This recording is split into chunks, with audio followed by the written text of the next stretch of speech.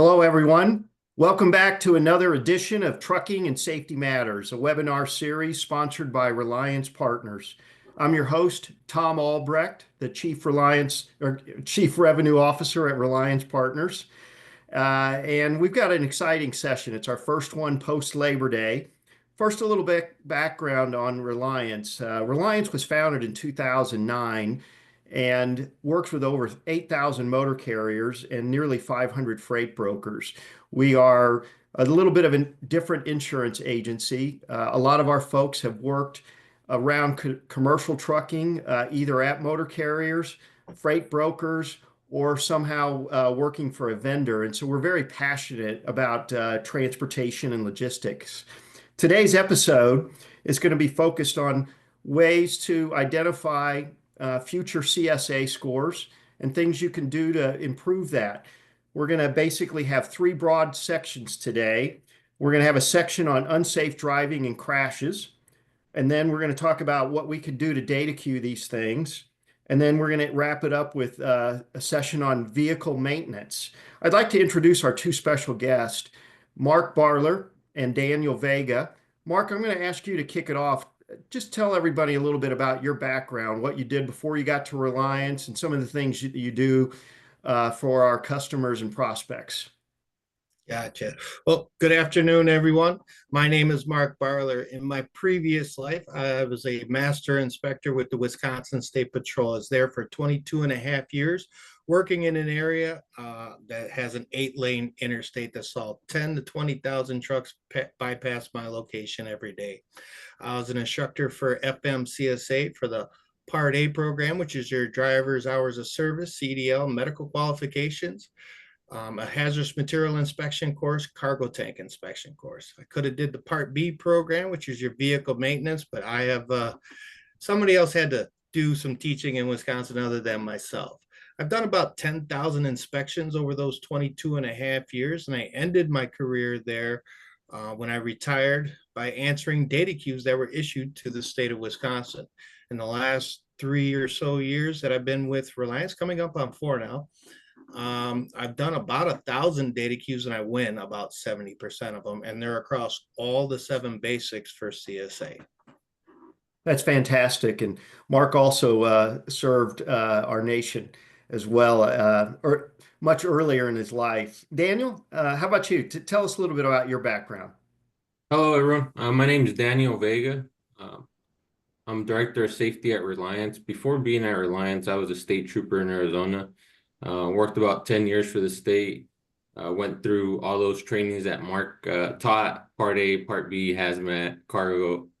Went through all those trainings, inspected commercial trucks down in the Yuma area in Arizona. Went over to Nationwide Insurance for about 8 months to a year. Worked with our insureds there on their safety programs, and now I'm here at Reliance working with our customers. I've submitted, since being at Reliance, probably a little bit over 100 data queues. My success rate is probably a little bit over 70% as well. That's fantastic. Well, the way today's going to break down, Mark is going to handle the initial discussion on unsafe driving and crashes. Daniel's going to talk about things that we look to data queue and things that we also realize we may not win. So he'll cover both sides of that. And then Mark will wrap it up on vehicle maintenance. We're also open to questions. So there's, I think, 2 ways that you can do that through this webinar.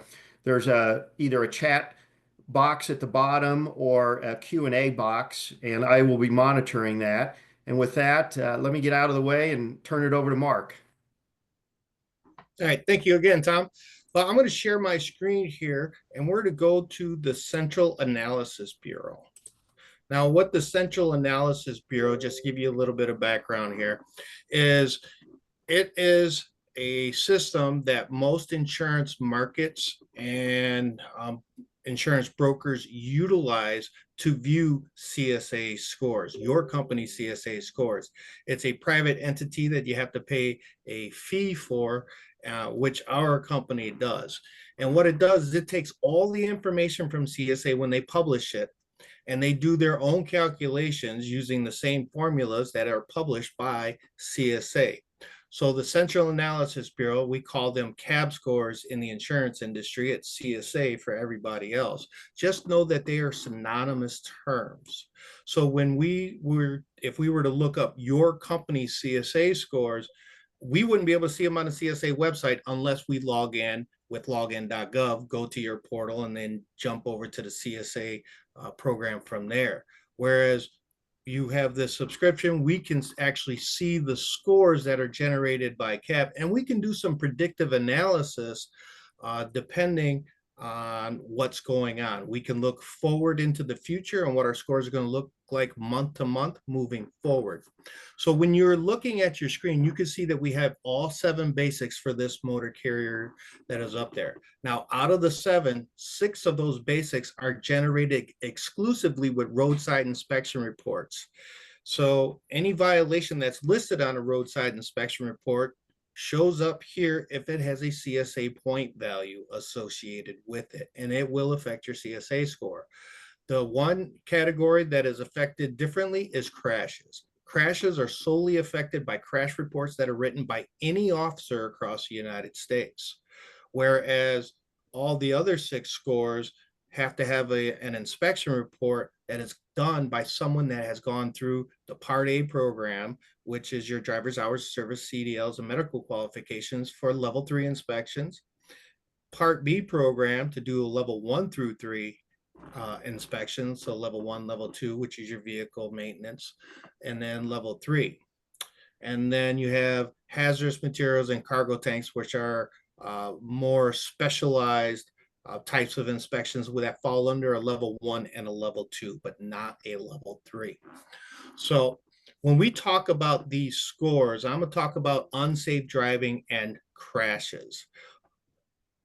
There are 2 things that affect unsafe driving and crash scores outside of DOT inspection reports. Whereas hours of service, it's only inspection reports. Vehicle maintenance, only inspection reports. Same with driver fitness and hazardous materials. But unsafe driving and crashes, there's 2 other things that affect them. And that is what's called the utilization factor. And that is determined by the number of trucks that we have on our MCS 150 over time and the amount of trucks, the amount of miles those trucks are driven within the last year.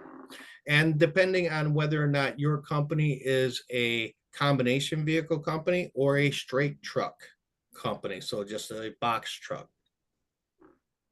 So I'm going to explain this here real quick. If we do not regularly update our MCS 150 and we are a growing company, then our unsafe driving score could get out of whack if we don't update the information. So let's say we started out a couple years ago and we had 3 trucks 18 months ago. And this is how the power units are established. They take the number of trucks listed on your MCS 150 from 18 months ago, 6 months ago, and the current month. They add them together and divide by 3. Then they take what the mileage that is listed on your MCS 150 and they come up with that utilization factor. Now, for combination vehicles, the best utilization factor that you can have is a 1.6. And the worst you can have is a 1. If we're operating less than 80,000 miles per truck per year, then that is going to be a 1 for utilization factor. If we're doing more than 200,000 miles per year, then that utilization factor is going to go from a 1.6 to 1. If the average is between 160,000 and 190,000 miles per truck per year, then that utilization factor is going to be at that 1.6. Now, all the numbers in between 80,000 miles and 160,000 miles, that utilization factor is going to creep from 1 to 1.6. It slowly will go upwards. Now, in the Central Analysis Bureau, we can look at what our clients are doing or prospective clients are doing. And with this particular motor carrier, we can see, and this is just little nuances here, I can see that in the past 2 years, this company has had 46 inspections done in the past 2 years. And the way I can see that is every inspection that is completed has an hours of service component to it, every one of them. So 46, and we got driver fitness, that's That's with everyone. So confident we have 46 inspections over the last 3 years. I can click on an icon here, and this is their power units the last month, 3. I don't think we're getting 10 inspections every year on 3 trucks. The normal average is about 10. You take the number of inspections over 2 years, divide by 2, and that's about where they're at, depending on the location in the country.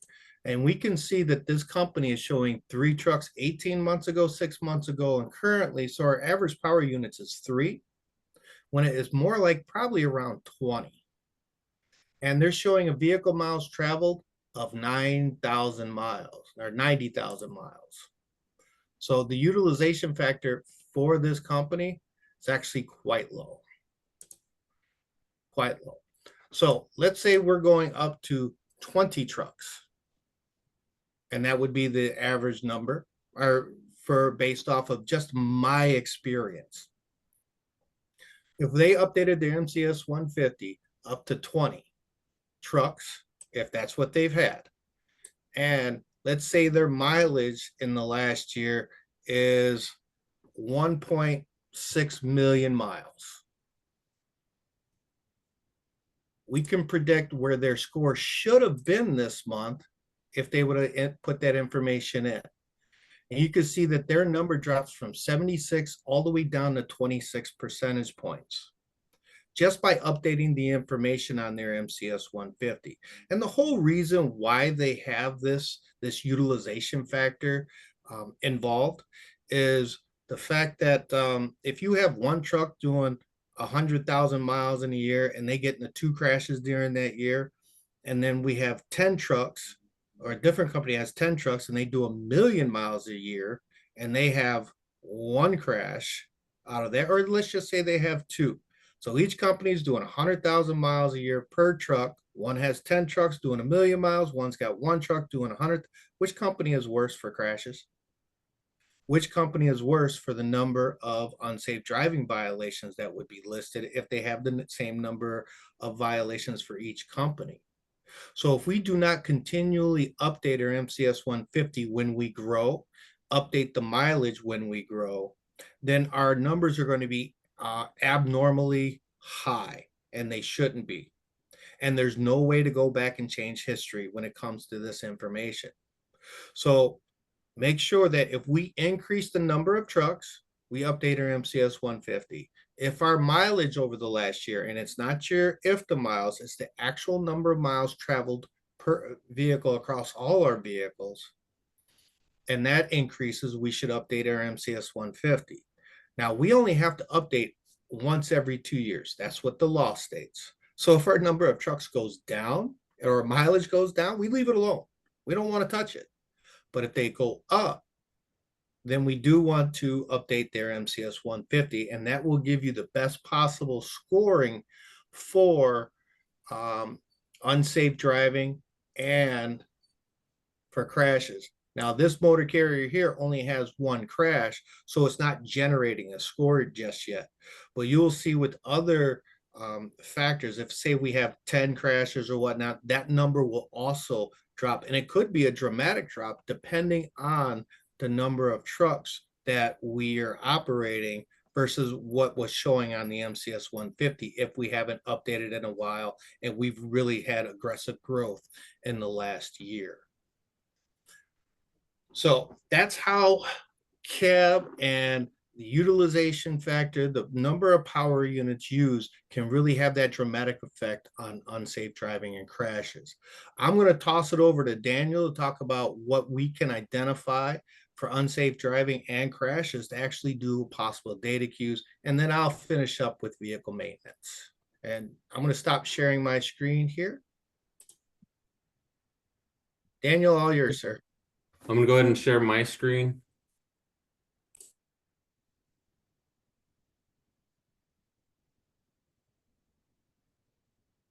Mark, are you able to see my screen on the appendix or no? I do not see your screen yet. There we go. Now I see it. Okay. Hey, So- Daniel, before you get started, we had another person join us. I just want to remind everyone that they can submit questions through the chat or Q&A boxes at the bottom of their screens. Take it away. Okay, so like Mark said, I'm discussing some of the violations that could be challengeable through data queue. Unsafe driving is a category where it's a little bit difficult to win a lot of them, just because it's basically what the officer saw. Most of these violations are 392.2 state and local laws, so it's basically the officer is looking for something to pull you over for.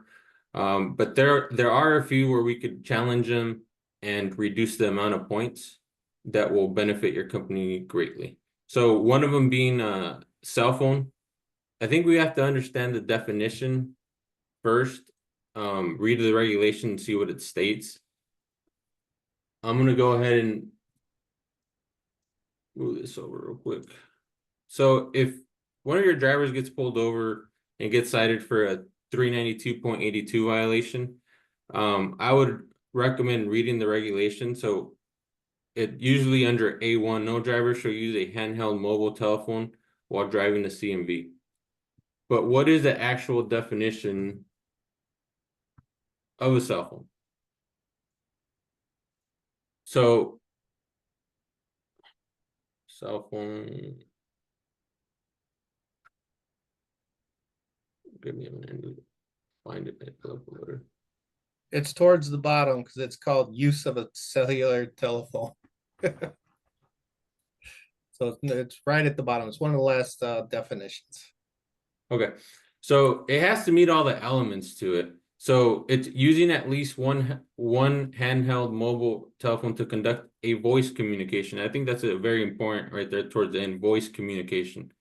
Dialing or answering a mobile telephone by pressing more than a single button, or reaching for a mobile telephone in a manner that requires a driver to maneuver so that he or she is no longer in a seated driving position. So if your driver's going down the road and he has his phone in his hand, you're going to get pulled over no matter what. But was he using a cell phone based on the definition and what the officer's notes is what we're going to be reviewing. So I'm going to show you guys an example of what I'm discussing.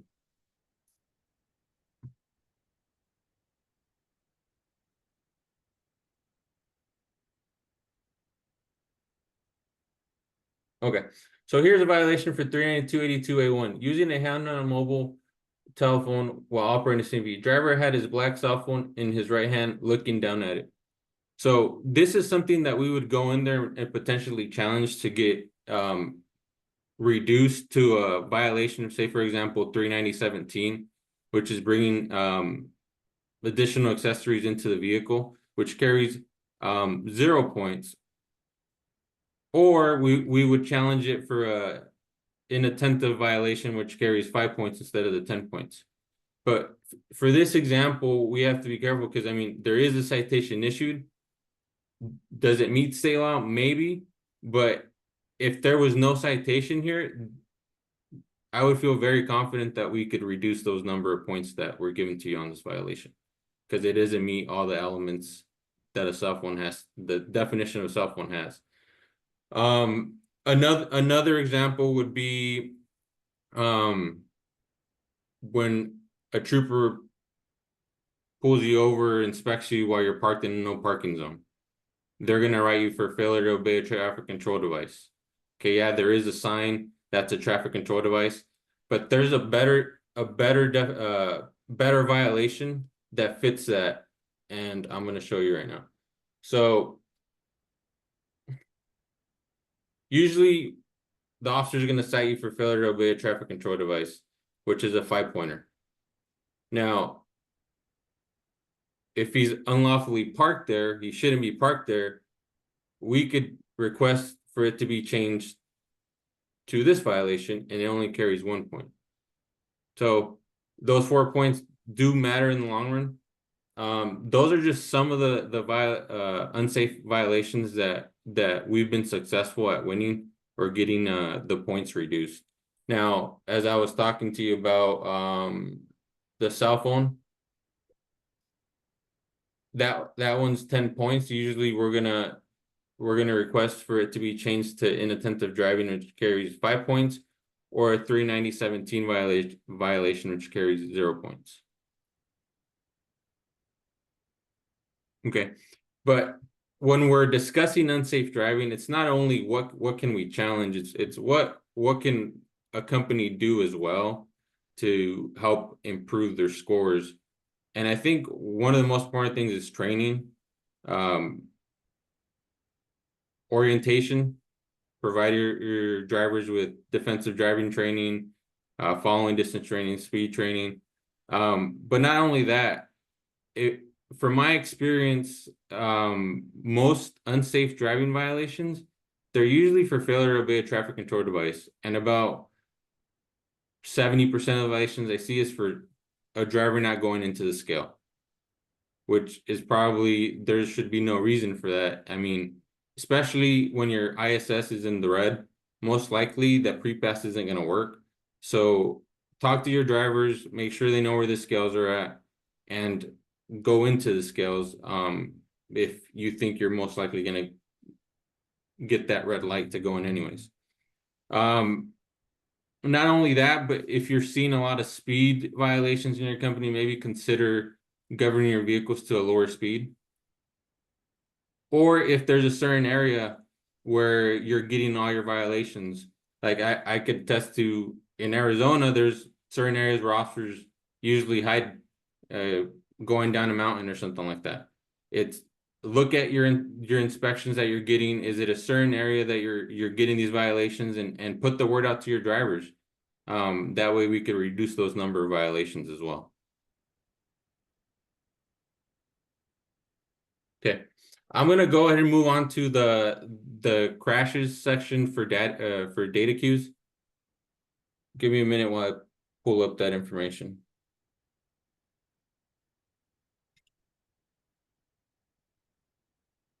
Okay, so when we receive when a crash in our SMS, we have to see, does it meet a DOT reportable? First of all, so is there a fatality? Is there bodily injury to a person? And immediate and receives immediate medical treatment away from the scene? Or is the vehicle being towed due to the damage of that vehicle? Either your vehicle or the other party's vehicle. Now, that's kind of, I kind of want to point something out there because it has to be disabling damage. So say, for example, your truck goes into the median, you get stuck. A tow truck comes out, pulls you out. Is that considered a DOT reportable? No, because he's just taking you back on the road. Some officers might check that box in the accident that there was a tow truck, and that might trigger that accident to be a DOT reportable. So you have to verify those things once you see that on your scores. And also, did someone get transported from the scene? Is a big thing as well. So if it meets all the things for a DOT reportable, then the next step would be the crash preventability determination program, which is what you see. There's 16 different crash types on here. I've submitted a few, and I'm sure Mark has submitted a lot more, but we've been pretty successful with this crash preventability determination program. So read the report, make sure it falls within one of these 16 examples. I'm going to go ahead and pull one up real quick just to share with you guys. Okay. So Unit 1 was traveling southbound on I-10 when she admitted that she must have fallen asleep and rear-ended the back of Unit 2, causing damage to Unit 2 and then wrecking into the wood line on the side. So if we're reading that, okay, it meets all the requirements for a DOT reportable. It's going to be on your record. Then we're going to go to this guide right here. And this is the first one right here. Struck in the rear. The vehicle that struck the CMV was driving directly behind the CMV and failed to stop in time. Okay. So go through these examples, see what fits, and then data queue those that do fit, so the points won't affect your score. Now I'm gonna share some scores and just kind of show you if we were to submit one, what the difference would be, just so you get an idea.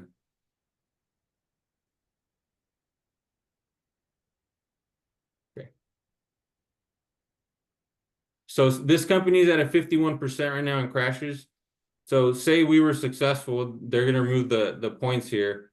So we'll go ahead and just remove this. We'll calculate the scores. Okay. So that just went down to 29%.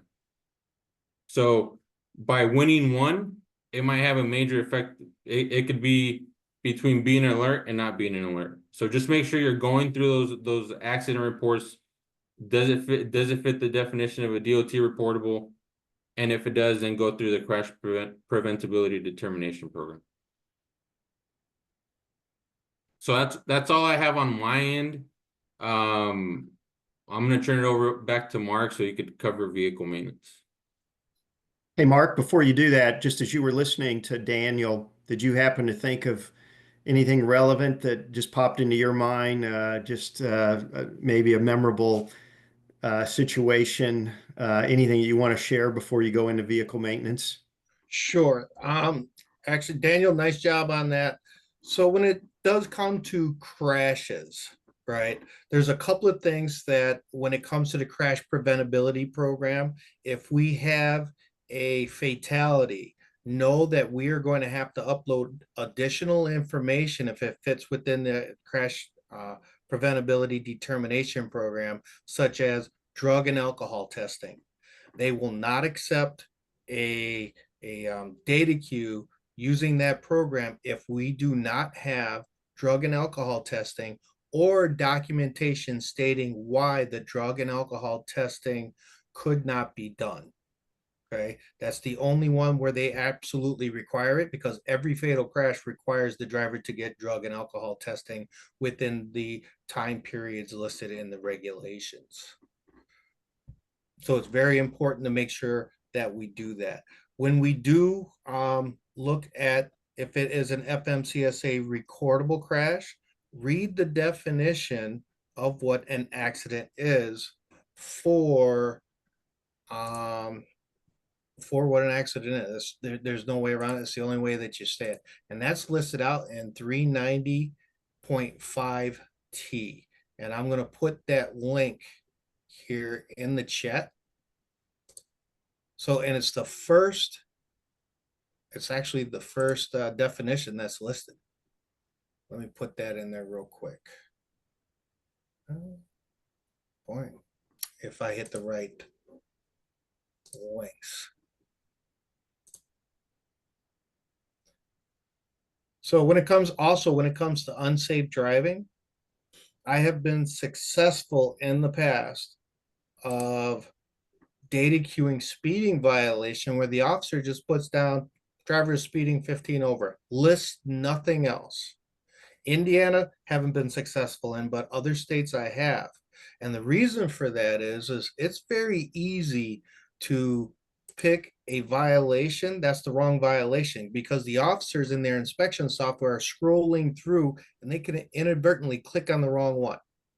And the difference between 392.2 SLLS1, SLLS2, 3, and 4, and then you got the WZ for the work zone is very easy. And also, there's going to be a location listed on that inspection report. Speed changes all the time sometimes. I've been involved with a junior officer when I was working. He was going to ride a guy for doing 15 over when he was hitting them with a laser unit in a speed transition zone where the speed where he got caught at was actually fine for what the driver was doing, because he was shooting them backwards and it was a speed transition zone going from a 70-mile-an-hour zone down to a 55. And once I brought that to the attention of the inspecting officer, then they were going to write the violation, which would have hurt the company, and then they decided not to write it, which was right. to do, but sometimes officers do make mistakes. So you can look and see what the speed limit is in that area. And then what device were they using? Were they using a VASCAR, which is a speed that's determined based off of time and distance by a device in the car while they're driving behind the vehicle? Is it a pace from the squad to the other car, which is, those are difficult to disprove. But if it's radar and they're operating on the interstate in an urban area in the middle of the day, well, radar is a big old beam that comes out and it'll track a bunch of different things. And they won't be able to tell which vehicle they're tracking if there's multiple vehicles in the area. And then you have LiDAR, which is vehicle specific. I've never lost a trial when it came to LiDAR. So I've never seen anyone else lose one. Those are the most accurate, I would say. Mm-hmm. So yeah, Well, just good. bear in mind. And you can always contact Reliance Partners. We have two of the best safety people in the country, in my opinion. But, and then we go from there and we see what we can help you guys out with. And the whole point is to hopefully earn your trust and earn the right to do your insurance. And then you get access to our safety team, which is myself and Daniel Vega. And we plan on adding more to our safety team in the near future. No, that sounds good. Just a reminder, questions can be submitted in the chat box down below. I was in error earlier mentioning the Q&A. Mark has been kind enough to also put in a link to the regulations. So Mark, why don't you take us to the next discussion section on vehicle maintenance. Thank you, Tom. All right. So when it comes to vehicle maintenance, a lot of people say it either is a violation or isn't it? Well, my answer to that is it depends on who you're talking to, right? The more knowledge that you have, the better off that you will be when identifying whether or not we can do a data queue on something or not. And I'm just going to give a recent example. I just did a data queue on a brake being out of adjustment. Now, it's just my experience to know that long stroke chambers, once you have a tractor that has two axles with a long stroke chamber on there, and there's one that doesn't have a long stroke, and they identified it as just a type 30 normal stroke. Well, that normally isn't the case. We can take photos of the brake chambers and say, hey, this is what it's showing. This is a long stroke. It's within the tolerance of the long stroke. We want these two violations removed, and they're both 4-pointers. That one is still sitting out there. I just did it yesterday. But when it comes to vehicle maintenance, the alert level is at 80%. So if we're close to that alert level, then it is absolutely imperative that you review your inspection reports, because you could come out of the alert the next month if we are able to remove a couple of violations.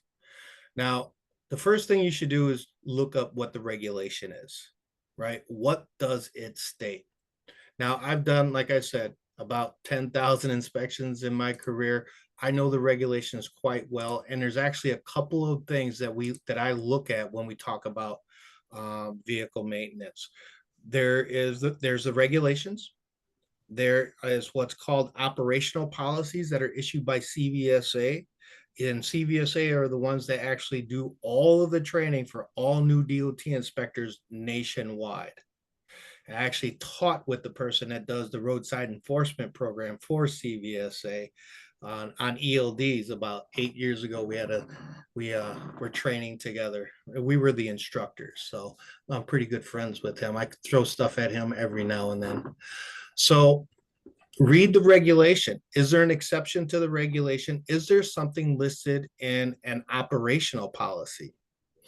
And then is it a trained inspection item? There is a regulation. It's 396.3A1.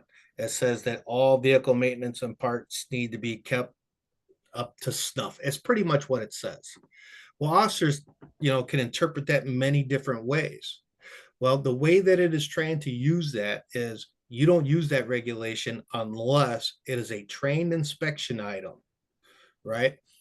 So when officers kind of go off the tracks a little bit, we got to rein them in. And then we use that training that they received and say they're not supposed to be using this information the way that it is. So as I start looking through some things pop out. One of the things that I talk about that Daniel had talked about is, hey, is everything written up correctly with the correct coding? Because if an officer used the incorrect coding, it can actually add points to our CSA profile inadvertently, or the officer just made a mistake. Now, when I was scrolling through for this company, I looked at this inspection. The violation listed is damaged or discolored windshield. Well, when we're talking about, I got to share my screen here. This will help.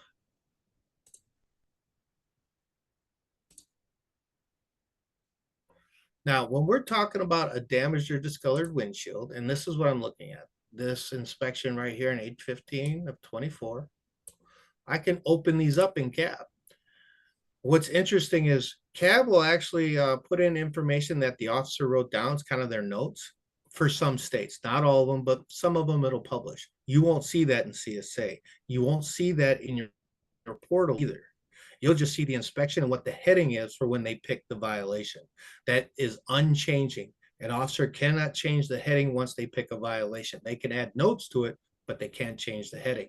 And some officers will just use the heading as the violation without actually adhering to what the regulation states. So damaged or discolored windshield. There's no other information here other than it says damaged or discolored windshield. If I were to look at this inspection, it says I got a crack all the way across the windshield. You know, most people would say, yeah, that's a damaged or discolored windshield, but not when you look up the regulation. When we look up the regulations for damaged or discolored windshield, there's exceptions to it. And I will show it.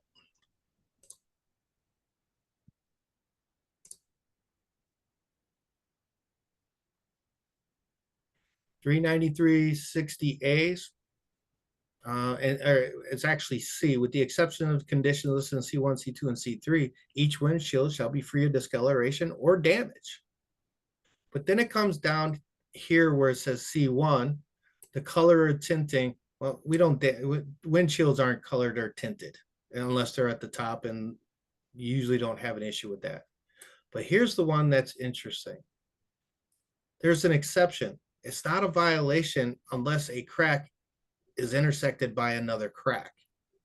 So you have to have two cracks in a windshield that cross over each other before a violation can be written.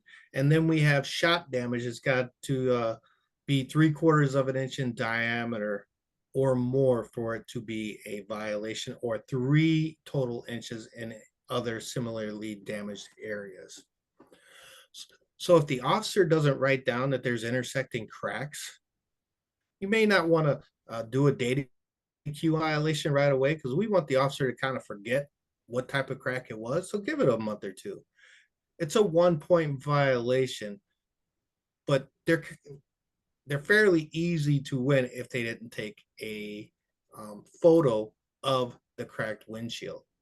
Now, in the if you were to do these data queues and we know that there were intersecting cracks, or then we don't want to do a data queue on that, because you can't knowingly submit false information. That's actually a crime. When I do the data queues, I just look at the inspection and I never ask. I let the officer do the talking.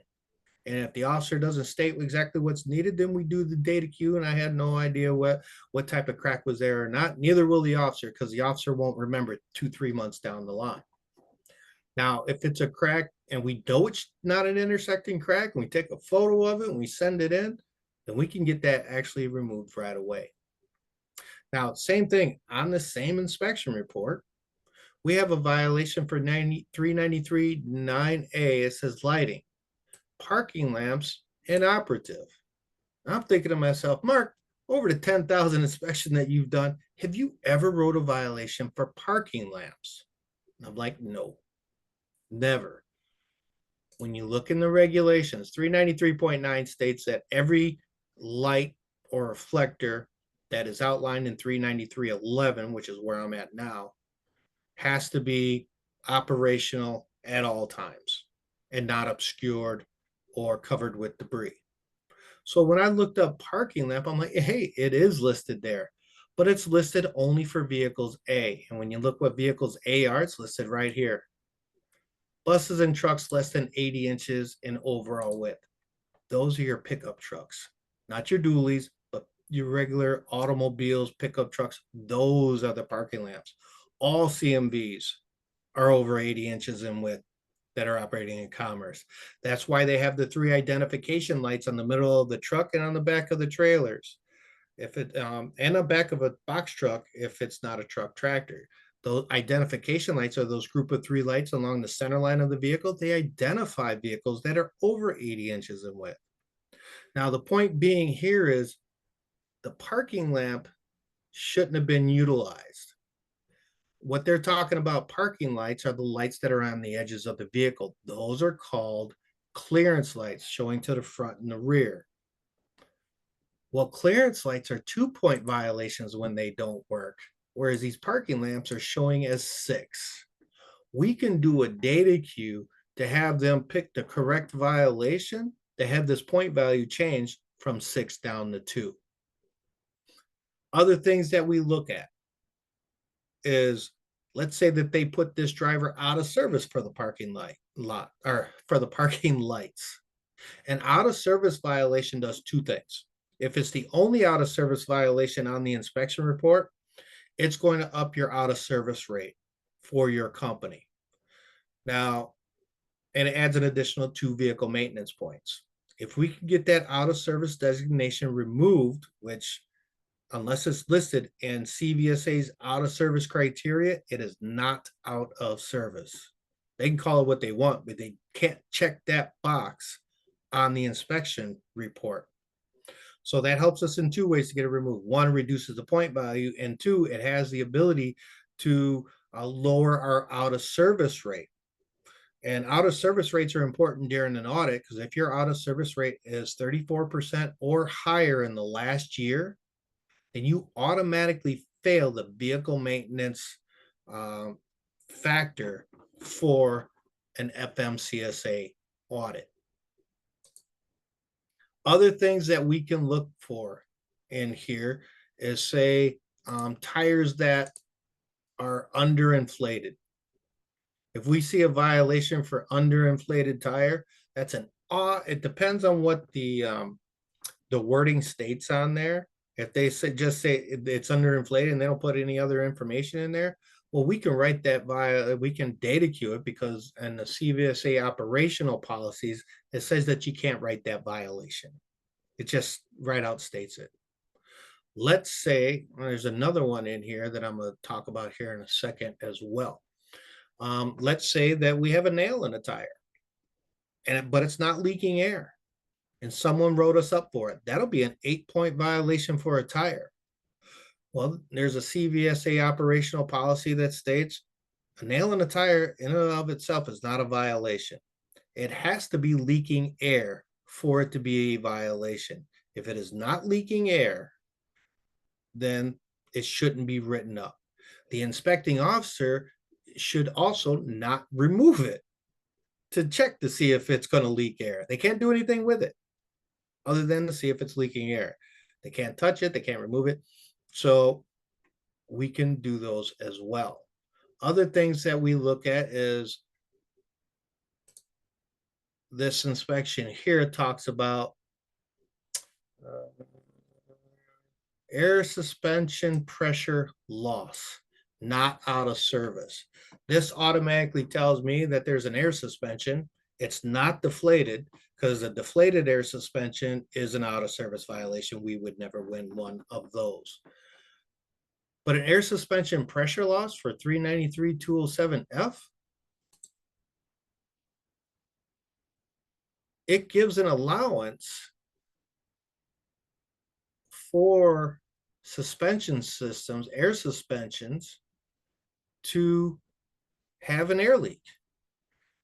The vehicle shall be leveled, as the section F. Air pressure regulator should not allow air That doesn't matter. The vehicle shall be level. Air leakage shall not be greater than 3 psi in a 5-minute time period when the vehicle's air pressure gauge shows normal operating pressure. This is a 7-point vehicle maintenance violation. So if they don't articulate that there is a 3 psi pressure loss over 5 minutes, we have a good chance of winning this. And coming out of Maryland, I know the gentleman, because I taught with him. I know the gentleman that answers data queues when it goes to an administrative review. He's on their training committee. There's a good chance of this violation being removed if they were to data queue it, because they don't teach you how to check for 3 psi pressure loss. There's no way to check it. There literally is no way to check it. Now, if you have a deflated air suspension, that's different, but there's no way to check it. They could say, all right, well, since it's an air leak, we're going to write up as 396, 3A1. You know what? That's a 2-point violation at that point. I'll take that versus 7 for air suspension pressure loss, which is a pretty good point value for that. So when it comes to vehicle maintenance, you got to do your due diligence. We automatically have to keep inspection reports as they come in. It's a requirement for us to keep them for vehicle maintenance, right? Because we have to fix those items. When we see something that comes in and says, you know what, I don't think that's right, we can look up the regulations section. I put the link to the federal regulations right there. Those are updated daily if they make a change. So we know we're always looking at the correct regulation. And then you can say, you know what, I heard Mark talking about if there's a nail in a tire, it's not a violation, but I don't have access to the CVSA policy. Give us a call. Email me. I can email you that CVSA policy because I have it on my desktop. I use it all the time. You could go to CVSA's website. It is cvsa.org. That easy, right? I'm going to actually put it in the chat right now. cvsa.org. Become a member. This is the agency that creates the out of service criteria. FMCSA doesn't. What CVSA is it brings FMCSA together. It brings Canada, Mexico, usually Mexico never shows up, and industry from those countries together, and they talk about everything to do with the regulations, and they come up with the out of service criteria on top of it. And what's nice is if you go to some of their conferences, you can meet the people that do the inspections. You can meet the people that answer the data queues. You can meet the people that write some of these regulations that are higher up in the agencies. So when it comes, is a violation just because it's listed? No. The officer has to do it correctly. And most of them will have an issue at some point during their career. I was an instructor for hazmat violation. I've been data queued on hazmat violations all the time. And every now and then I'll get a data queue and I'll be like, ooh, yeah, I messed that one up. I got to take that off. Things happen. Things do happen. Just be aware of it. Make sure you go over it. If you need access to the regulations, you have it. If you need some access to a little bit more expertise, give us a call. We're there to help you out. And if you become a client, then you have access to us when you have any questions related to the DOT regulations.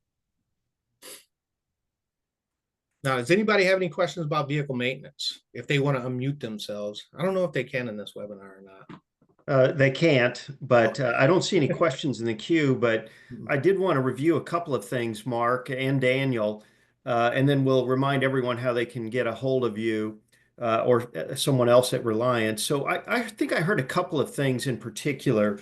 One would be if an inspection report is filled out maybe incompletely. You mentioned, for example, an example where an officer wrote down speeding by 15 miles an hour, but it doesn't list what the actual speed limit was or other details.